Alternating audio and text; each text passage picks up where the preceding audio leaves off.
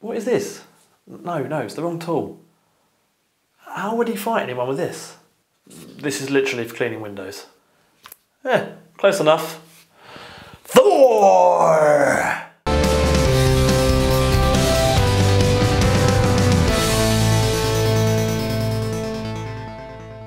Hello, my name's Harry Kirby and welcome to my non-spoilers review for Thor Ragnarok.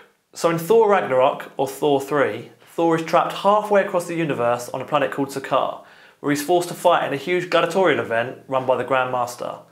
But he needs to get back to Asgard to take on Hela, the god of death, and stop her from destroying it.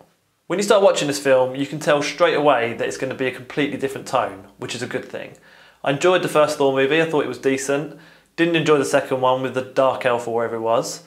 But straight away you can see that director Taika Waititi has made a concerted effort to make it much more funny, light-hearted, colourful, and I think it really suits the franchise. If you've seen any of Taika's previous films, like What They Do in the Shadows, he's really brought his sense of humour over to this film. And I think that's where Marvel is at an advantage with having 10 years of history behind it, because I think if this had been the first Thor movie, you wouldn't have been able to get away with it because it is very comedic and light-hearted, and I don't think the character would have been taken seriously.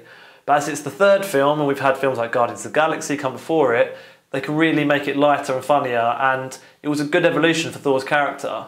If any of you saw the little stings they had, the little kind of comedy sketches they had with Thor living with his roommate, this is more the Thor you get in that film, which I think works really well. I think the character was kind of a little bit one note and took itself a bit too seriously before, where now we can get Chris Hemsworth kind of comedic sensibilities coming out, which I think works really well.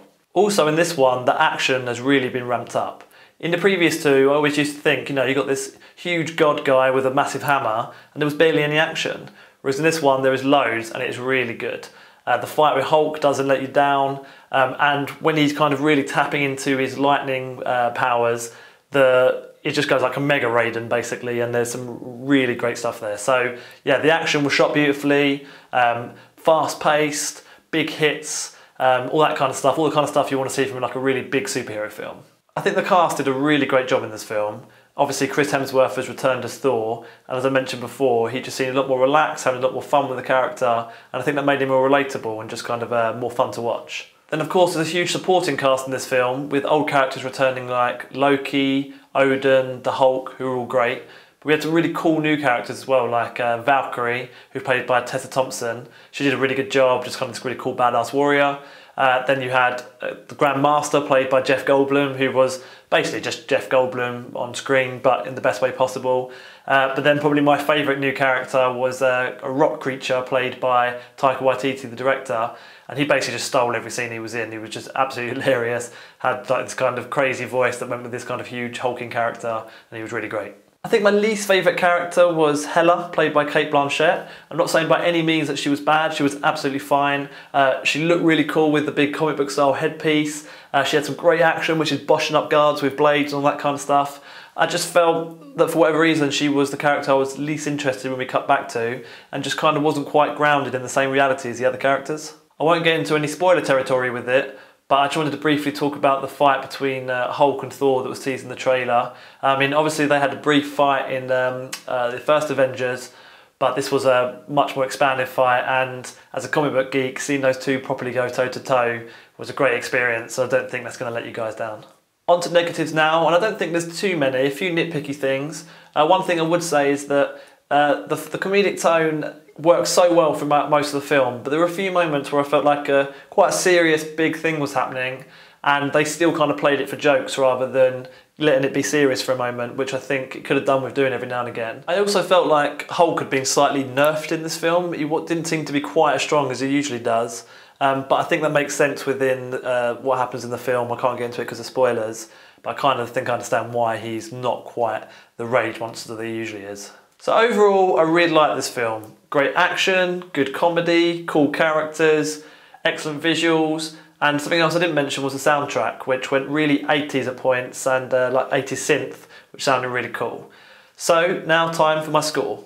So I'm going to have a 5-point scoring system. My 5 out of 5 will be a Kirby classic.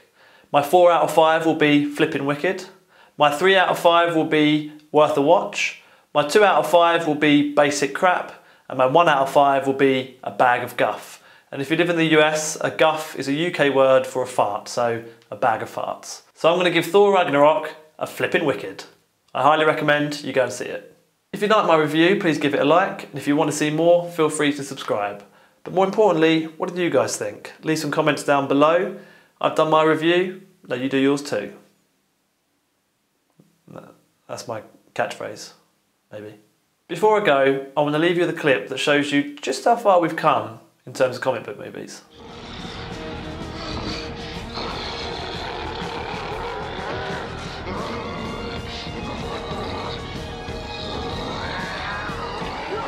Hello, darkness, my old friend. I've come to talk with you again.